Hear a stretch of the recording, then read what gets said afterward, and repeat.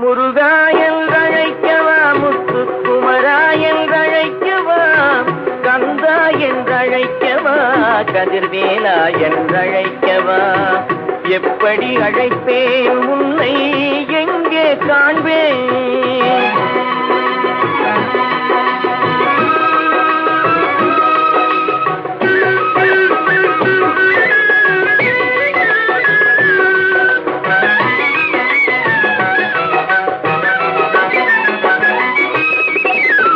ஆறுபடை வீடெங்கும் தேடி வந்தேனப்பா, அங்கெங்கும்